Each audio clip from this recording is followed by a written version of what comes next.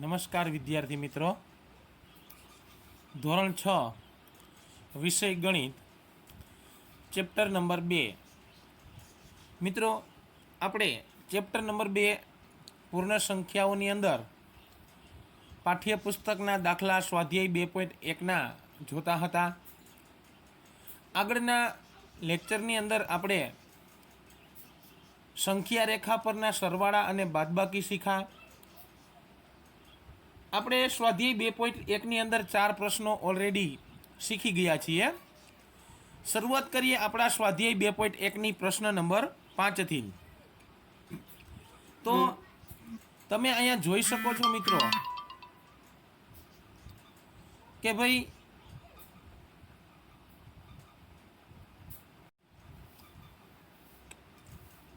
હવે સ્વાધ્યાય 2.1ની અંદર પાના નંબર 31 ઉપર આપણે 5મી રકમ જોઈએ મિત્રો. નીચેની સંખ્યાઓની તરતની પછીની સંખ્યા લખો. હવે આપણને 5મા પ્રશ્નની અંદર 4 રકમ આપેલી છે મિત્રો. એમાં 24, 40, 701. હવે આપણે જોઈએ તો કે 24,40,701 એમના તરત પછી શું આવે? તો કે ભાઈ 24,40,702 આવે. આપણે માત્ર છેલ્લા 3 અંકો જ જોવાના કે 701 પછી શું આવે? 702. એવી રીતે આપણને બી આપ્યો છે મિત્રો. બીની અંદર આપણને રકમ આપી છે 100, 199. અને આપણે વાંચવી હોય મિત્રો તો કેવી રીતે વચાય? તો કે 1,01,99. હવે 1,01,99 છેલ્લા 3 અંકો જુઓ તો કે આપણને 199 આપ્યા છે. એમના પછી શું આવે? તો કે 200. તો પહેલા 3 અંકો એમનેમ રહેશે મિત્રો. 1,01,99માં 1 ઉમેરીએ તો શું થાય? 200. આવી રીતે મિત્રો આપણે છે એ સ્વાધ્યાય 2.1નો અભ્યાસ કરવાનો છે. હવે ત્રીજી રકમ આપણને સીમાં 10,99,999 10,99,999 આપ્યા. હવે તમે જુઓ કે 10,99,999 જુઓ એમાં 1 ઉમેરો મિત્રો તો એ 11 લાખ પૂરા થાય. એટલે આપણે અહીંયા જવાબ આવશે 11 લાખ. જો તમને આમાં ન ખબર પડતી હોય તો 10,99,999માં તમે 1 ઉમેરશો મિત્રો તો શું થાય? જો સરવાળાની નિશાની આપણે અહીંયા રાખીએ, 9 ને 1 10નું 0 વધી 1, 9 ને 1 10નું 0 વધી 1, 9 ને 1 10નું 0 વધી 1, 9 ને 1 10નું 0 વધી 1, 9 ને 1 10નું 0 વધી 1, 1 નો 1, 1 નો 1, 11 લાખ આપણને જે પૂરા મળ્યા એ આપણા આ સીનો જવાબ છે. ત્યારબાદ આપણે મિત્રો ડી જોઈએ. એમાં 23, 45, 670. 23, 45, 670 આ રકમને આપણે વાંચવી હોય તો 23,45,670 થાય મિત્રો. તો તમે જોશો કે 670માં આપણે 1 નાખીએ તો કેટલા થાય? 671. તો 23,45,671. આવી રીતે પ્રશ્ન 5મો આપણો થઈ ગયો મિત્રો. હવે તમે જુઓ પ્રશ્ન 6. તો એમાં તરત પહેલાંની સંખ્યા કીધી. હવે આપણે જોઈએ પ્રશ્ન 6 જે ક્વેશ્ચન 6 છે કે ભાઈ નીચેની સંખ્યાની તરત પહેલાંની સંખ્યા લખો. હવે તરત પહેલાંની સંખ્યા લખવી હોય તો આપણે 1 બાદ કરવો પડે મિત્રો એમાંથી. કેવી રીતે? જુઓ, આપણને એ આપ્યો છે 94. એની પહેલાં કોણ આવે? તો કે 94માંથી 1 બાદ કરો તો 93 આવે. બાદબાકી કરવાની. આગળના પ્રશ્નમાં ઉપરનો જે 5મો પ્રશ્ન હતો આપણે એમાં એક સરવાળો કરીએ એટલે પછીની સંખ્યા મળે, એમ પહેલાંની સંખ્યા શોધવી હોય તો એક બાદ કરવો પડે. અહીંયા રફકામ કરીએ મિત્રો. જો 94માંથી 1 બાદ કરો તો તમને કેટલા મળે? 4માંથી 1 જાય તો 3 ને 9 ના 9, આ 93 મળે. એ આપણો જવાબ થયો કહેવાય. હવે બી જુઓ. બીની અંદર આપણને 10,000 આપ્યા છે મિત્રો. તો 10,000 છે મિત્રો, એ 10,000ની આગળ કોણ આવે? ચાલો 10,000માંથી 1 બાદ કરો તો આવશે 9,999. એવી જ રીતે સીમાં તમે જુઓ તો આપણને આપ્યા છે 2,08,090, એટલે કે 2,08,090. તો એની આગળ 1 બાદ કરીએ તો 90માંથી 1 બાદ કરો તો શું મળે મિત્રો? આ 2 ના 2, 08 ના 08, 090 છે એમાંથી બાદ કરીએ તો 89 મળે. આગળની સંખ્યા લખવી છે એટલે આપણને આવશે 90માંથી 1 બાદ કરો તો 89, એટલે 2,08,089. ચાલો ડી છેલ્લું જોઈએ મિત્રો. 7, 6, 5, 4, 3, 2, 1 આવી રકમ છે આપણને. આને વચાય 76,54,53,21. હવે છેલ્લા અંક જુઓ મિત્રો, 321 આપ્યા. તો આપણે એમને આગળની લખવી હોય તો 76,54,321 છે, ત્યાં શું કરીશું આપણે? 320. આમ આપણો 5મો અને 6ઠ્ઠો પ્રશ્ન છે મિત્રો, એ આવી રીતે કાંઈક થાય. હવે ચાલો જોઈએ પ્રશ્ન નંબર 7. હવે પ્રશ્ન 7 છે ને મિત્રો, એ કંઈક આપણને અલગ કહે છે. શું કહે છે? ચાલો જુઓ કે ભાઈ નીચે આપેલી સંખ્યાઓની જોડીમાંથી કઈ સંખ્યા ડાબી બાજુ આવશે અને કઈ સંખ્યા જમણી બાજુ આવશે. એટલે આપણે લખીએ કે ભાઈ કઈ સંખ્યા ડાબી બાજુ આવશે અને કઈ સંખ્યા જમણી બાજુ આવશે. હવે પાછું એમ કીધું છે કે યોગ્ય ચિહ્નોનો ઉપયોગ કરો. યોગ્ય ચિહ્નો એટલે કે આપણે લેસ ધેન અને ગ્રેટર ધેનનો ઉપયોગ કરવાનું કીધું છે. તો સૌથી પહેલાં ખાસ યાદ રાખજો કે મિત્રો નાની સંખ્યા હોય ને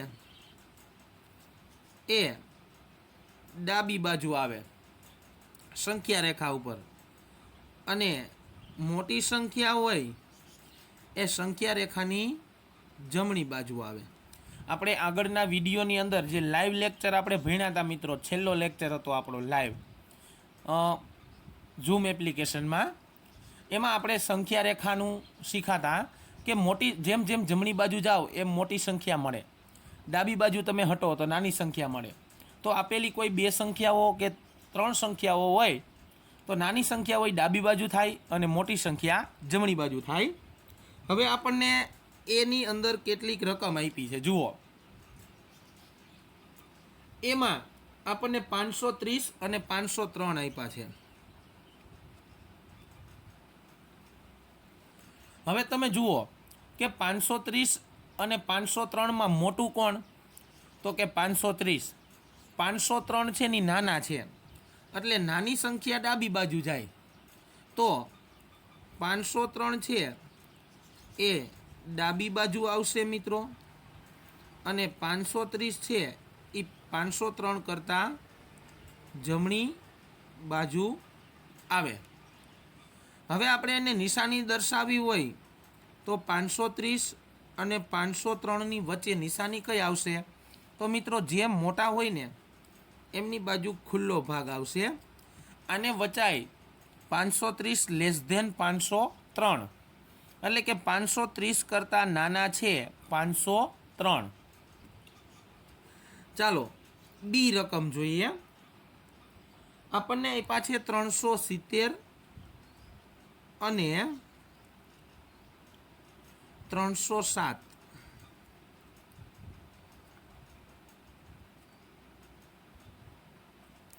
હવે 370 અને 307 આપણી પાસે છે મિત્રો.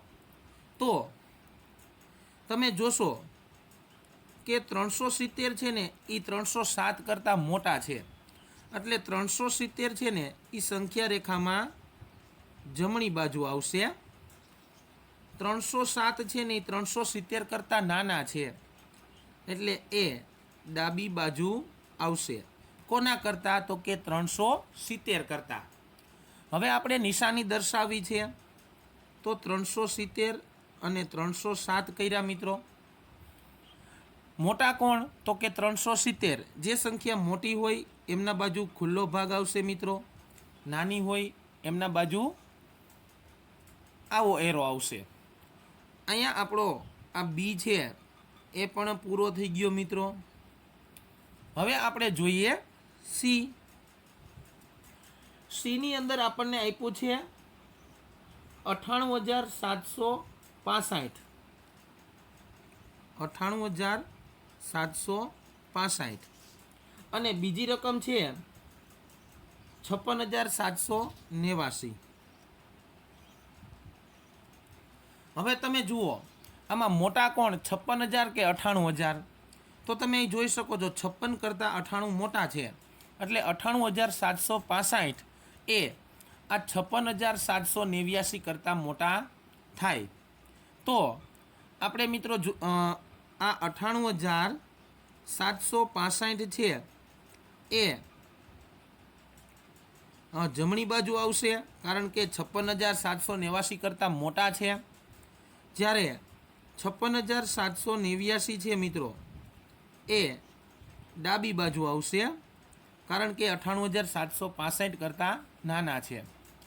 હવે આપણે એમને નિશાની વડે દર્શાવીએ તો 98,765 અને 56,789 મોટા જે હોય એમની બાજુ ખુલ્લો ભાગ રાખીએ એટલે આમને વચાય મિત્રો 98,765 લેસ ધેન 56,789. હવે છેલ્લો આ પ્રશ્ન 7માનો ડી આપણે જોઈએ મિત્રો. તો ડીની અંદર તમે જોશો તો આપણને રકમ આપી છે મિત્રો 98,30,415. મોટી રકમ છે 98,30,415 અને વાંચવી હોય તો 98,30,415. અને બીજી રકમ આપણને મિત્રો આપી છે એ છે 123,001. 123,001. હવે તમે જુઓ રકમ ખાસ એકમ, દશક, 100, હજાર, 10,000, લાખ, 10 લાખ, 98,30,415. અહીંયા 1 કરોડ લાખ નથી, શૂન્ય છે. 23,001 તો 98 લાખ કરતાં 1 કરોડ મોટા છે મિત્રો. તો આ 98,30,415 એ સંખ્યા રેખામાં નાના હોવાથી ડાબી બાજુ આવશે. હવે જમણી બાજુની વાત થઈ મિત્રો.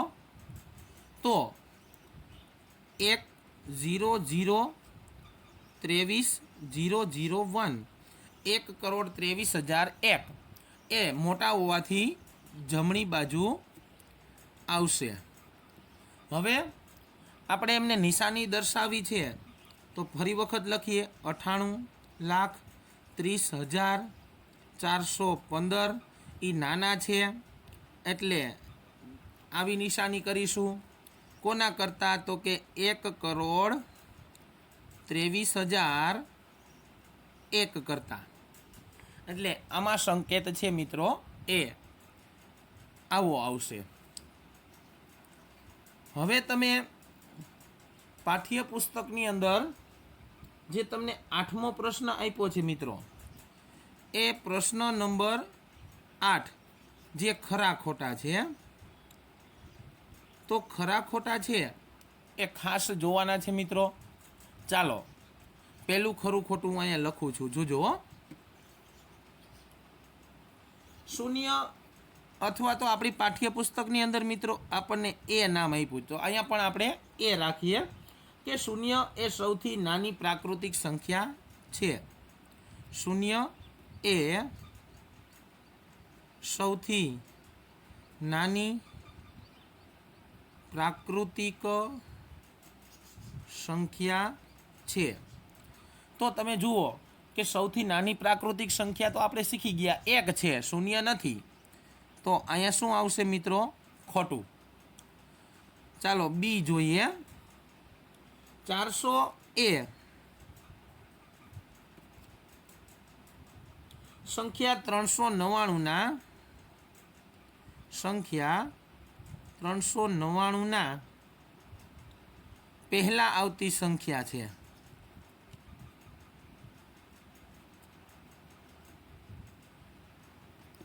હવે તમે વિચારો, 400 એ 399 ની પહેલા આવે કે પછી?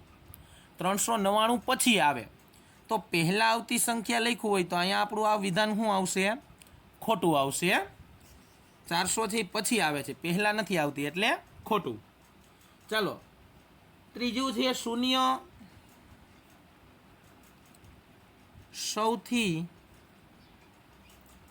નાની પૂર્ણ સંખ્યા છે. નાની પૂર્ણ સંખ્યા છે. હા, શૂન્ય છે મિત્રો એ પૂર્ણ સંખ્યાઓમાં સૌથી નાની છે, એટલે આ સી છે એ આપણો સાચો આવશે. ત્યારબાદ આપણે મિત્રો ડી જોઈએ. 600 એ સંખ્યા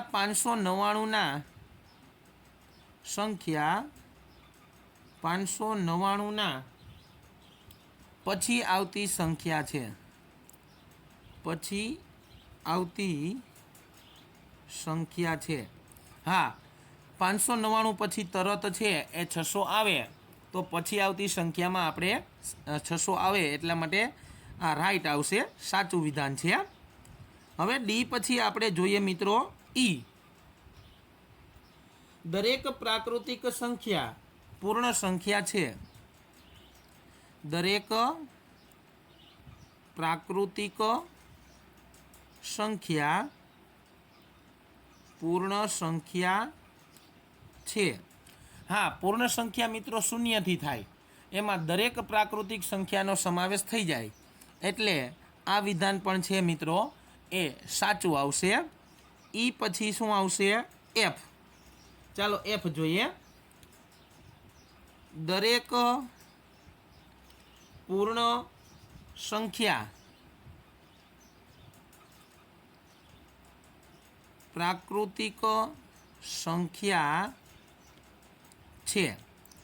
આ વિધાન મિત્રો ખોટું આવે, કારણ કે દરેક પૂર્ણ સંખ્યા પ્રાકૃતિક સંખ્યા નથી. પ્રાકૃતિક સંખ્યા 1 થી શરૂ થાય અને પૂર્ણ સંખ્યા 0 થી થાય, તો 0 છે એ પ્રાકૃતિક સંખ્યામાં ન આવે, એટલે દરેક સંખ્યા પ્રાકૃતિક સંખ્યા ન કહેવાય.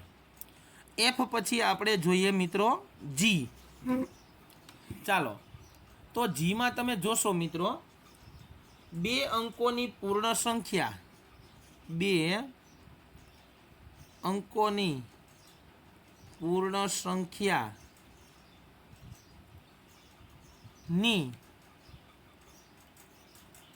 પહેલા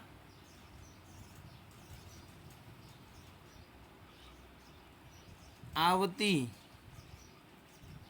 સંખ્યા 1 અંકની ન હોઈ શકે. 1 અંકની ન હોઈ શકે. આ વિધાન છે ને મિત્રો ખોટું છે, કારણ કે 2 અંકની પૂર્ણ સંખ્યાની પહેલા આવતી સંખ્યા 1 અંકની ન હોઈ શકે. વિધાન ખોટું થાય મિત્રો, 1 અંકની હોઈ શકે. તમે અહીંયા જુઓ, 10ની પહેલાં છે ને એ 9 આવે. 10 છે એ પૂર્ણ સંખ્યા 2 અંકની છે, એની પહેલાં 9 આવે કે નહીં? 9 એક અંકની છે, હોઈ શકે, એક અંકની સંખ્યા હોઈ શકે, અહીંયા ન હોઈ શકે એવું છે, એટલે વિધાન આપણું ખોટું થશે મિત્રો. જી પછી આપણે જોઈએ એચ. એક એ સૌથી નાની પૂર્ણ સંખ્યા છે. એક એ સૌથી નાની પૂર્ણ સંખ્યા છે. આ વિધાન મિત્રો ખોટું આવશે, કારણ કે સૌથી નાની પૂર્ણ સંખ્યા કોણ છે? તો કે શૂન્ય છે. એટલે આ પેલું વિધાન છે એ ખોટું થશે. હવે તમે મિત્રો જોઈ શકો છો કે તમને હોમવર્કની અંદર આ સ્વાધ્યાય છે એ તમારે પૂરવાનું છે. હજી આપણી પાસે થોડાક ખરા ખોટા આપેલા છે. ચાલો એમને આપણે અહીંયા જોવાનો પ્રયત્ન કરીએ મિત્રો. તો જી પછી આપણે એચ જોયો, હવે આપણે આઈ જોઈએ. આઈ આપણને શું કહે છે જુઓ, તો કે પ્રાકૃતિક સંખ્યા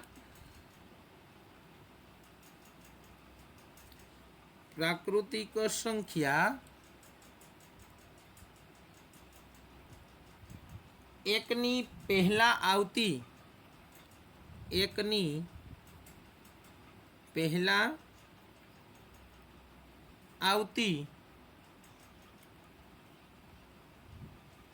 કોઈ સંખ્યા નથી. આ વિધાન મિત્રો સાચું છે, કારણ કે પ્રાકૃતિક સંખ્યા જ એકથી શરૂ થાય, એટલે એકની પહેલા કોઈ સંખ્યા પ્રાકૃતિક નથી, એટલે આ વિધાન સાચું આવશે. આઈ પછી જે નો વારો મિત્રો. પૂર્ણ સંખ્યા એકની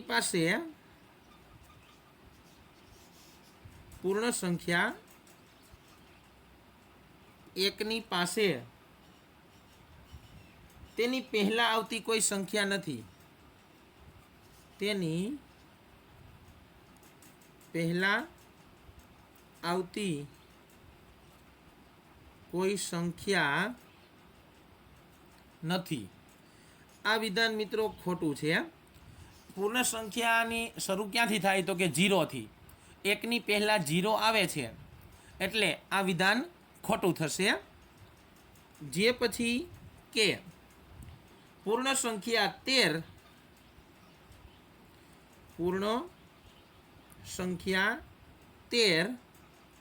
એ સંખ્યાઓ 11 અને 12 વચ્ચે છે. 11 અને 12 વચ્ચે છે. હવે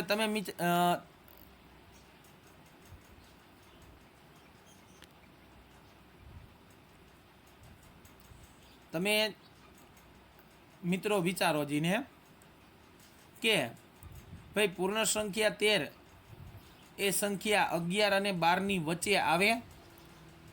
ન આવે, ખરું ને? એટલે આ વિધાન કેવું થશે? ખોટું. હવે જુઓ એલ.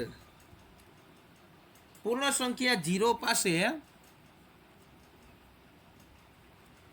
પૂર્ણ સંખ્યા 0 પાસે તેના પહેલા આવતી કોઈ સંખ્યા નથી. તેના પહેલા આવતી કોઈ સંખ્યા નથી. આ વિધાન સાચું છે મિત્રો. 0ની પહેલા કોઈ પૂર્ણ સંખ્યા નથી, કારણ કે સૌથી નાની 0 છે. પૂર્ણ સંખ્યા જ 0થી સ્ટાર્ટ થાય છે. હવે આપણું છેલ્લું ખરું ખોટું એમ. 2 અંકની સંખ્યા પછી 2 અંકની સંખ્યા પછી આવતી સંખ્યા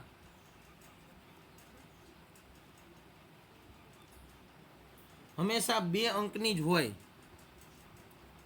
હંમેશા 2 અંકની જ હોય.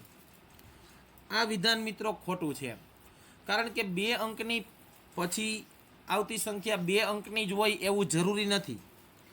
દાખલા તરીકે જુઓ, 99 પછી છે એ 100 આવે. આ 100 છે એ 2 અંકની નથી મિત્રો, 3 અંકની છે. એટલે 2 અંકની જ હોય તો આ વિધાન ખોટું પડે, કારણ કે 3 અંકની પણ સંખ્યા આપણને મળે.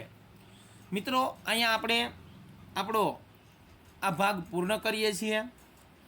આ સાથે જ આપણું સ્વાધ્યાય 2.1 છે એ પૂર્ણ થાય છે. આભાર.